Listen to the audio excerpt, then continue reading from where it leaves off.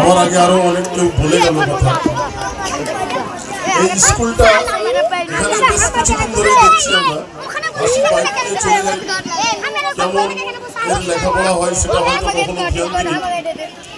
কিন্তু এখানে যখন ডাক দিল আজকে আসলাম, আসার পরে কিছুগুলো বাচ্চার মুখ দিয়ে কিছুগুলো কথা শুনলাম, সেটা কিন্তু আমাদেরকে দারুণ লাগলো।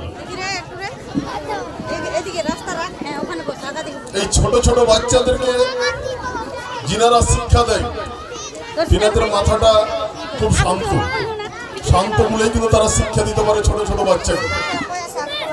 আপনার এই কদিন আগে যে ভুট্টা লাগানো হলো, ভুট্টা থেকে কিন্তু ভুট্টা হবে, একটা ভুট্টা থেকে অনেকগুলো ভুট্টা হবে, সেম সিস্টেম।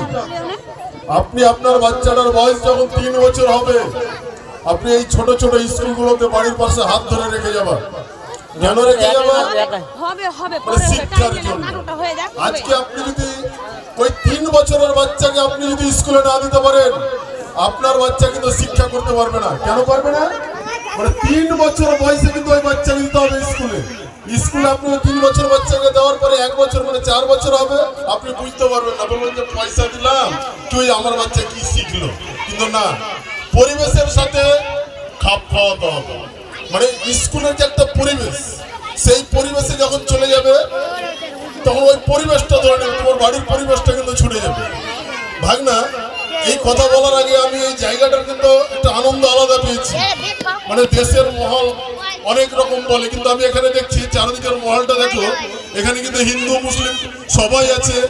খুব ভালো লেগেছে আমার এই জায়গাটা, অত্যন্ত পাড়াগ্রাম জায়গা, হিন্দু মুসলমান সবাই এখানে এসছে। কেন এসছে? শিক্ষা ভালো হচ্ছে বলে এসছে।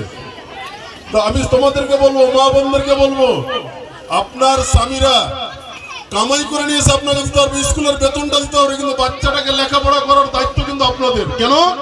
সময় মতো রান্না করে খাইয়ে বাচ্চাটাকে স্কুলে দিতে হবে, এটা হলো মায়ের কর্তব্য। আর শিক্ষা যদি হয়, বাচ্চা ভালো শিক্ষা যদি পায়, মায়ের হাত থেকেই পাবে, কারণ মাই হচ্ছে সব থেকে শ্রেষ্ঠ। মাই শিক্ষা করাতে পারবে, কারণ মাই স্কুলে পড়াতে পারবে বাচ্চাটাকে। মা ছাড়া বাচ্চা শিখতে পারবে। আজকে এসআইআর হলো, আপনার বাচ্চার নামটা একটা অক্ষরের জন্যই। কেন? আপনার ছেলেটা লেখাপড়া নেই বলে কিন্তু অক্ষরটা ভুল হয়েছে। আপনি শিক্ষা দিবেন, আপনার ভুল হবে না, আপনার নাম ব্যাক আসবে না। কতগুলো নাম ব্যাক এসছে দেখেছেন তো?